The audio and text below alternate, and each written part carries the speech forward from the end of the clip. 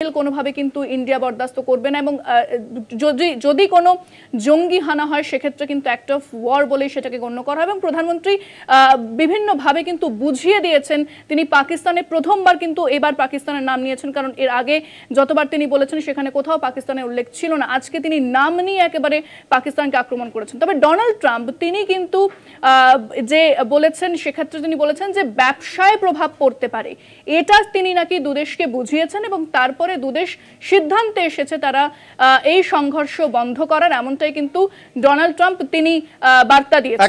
একেবারে ইন্দ্রাণী, যেটা তোমার কাছে জানতে চাইবো, এর আগে দুবার এবং তারপর আবার আজকে প্রধানমন্ত্রী নরেন্দ্র মোদী বক্তব্য রাখার আগে এই ধরনের একটা দাবি করলেন মার্কিন প্রেসিডেন্ট। তাহলে যে নরেন্দ্র মোদী তিনি বলছেন যে নিউক্লিয়ার ব্ল্যাকমেল সহ্য করবে না ভারত, তাহলে এক্ষেত্রে কি বিজনেসের ব্ল্যাকমেলটা ভারতবর্ষ তাহলে কি মেনে নিল? এখনো পর্যন্ত মার্কিন প্রেসিডেন্টের এই বক্তব্যের প্রেক্ষিতে কোনো রিয়াকশন পাওয়া গেছে? এটাকে রাজনৈতিক মহলই বা কিভাবে দেখছে এই বক্তব্যকে?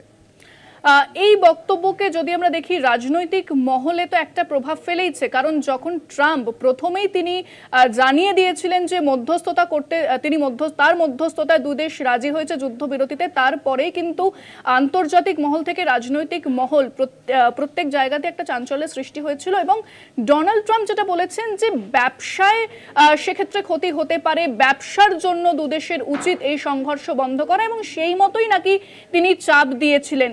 এবং ব্যবসার একটা বিষয় তো আসছেই অঙ্কুরদা, কারণ আমরা দেখছি যে কয়েক মাস ধরে ট্রাম্প কিন্তু তার বিজনেস নিয়ে অনেকটাই চিন্তিত এবং যদি আমরা দেখি ট্রাম্প যখন মধ্যস্থতার কথা তিনি বলেছিলেন সেক্ষেত্রে একটা প্রশ্ন উঠেছিল যে তাহলে কিভাবে এই মধ্যস্থতা হলো, কিভাবে কথা হলো, কিভাবে সেই প্রক্রিয়া আগে এসেছে, সেটা নিয়ে কিন্তু কোনোভাবে এখনো পর্যন্ত স্পষ্ট কিছু জানা যায়নি।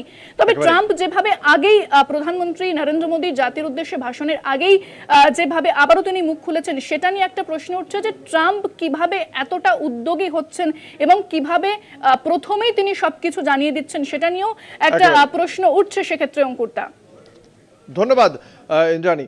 আমাদের সঙ্গে ছিলেন আমাদের সহকর্মী ইন্দ্রাণী ব্যানার্জি। মার্কিন প্রেসিডেন্ট ডোনাল্ড ট্রাম্প আবারও তিনি দাবি করলেন ভারত পাক এই সংঘর্ষ বিরতিতে মার্কিন যুক্তরাষ্ট্রের একটা গুরুত্বপূর্ণ ভূমিকা রয়েছে।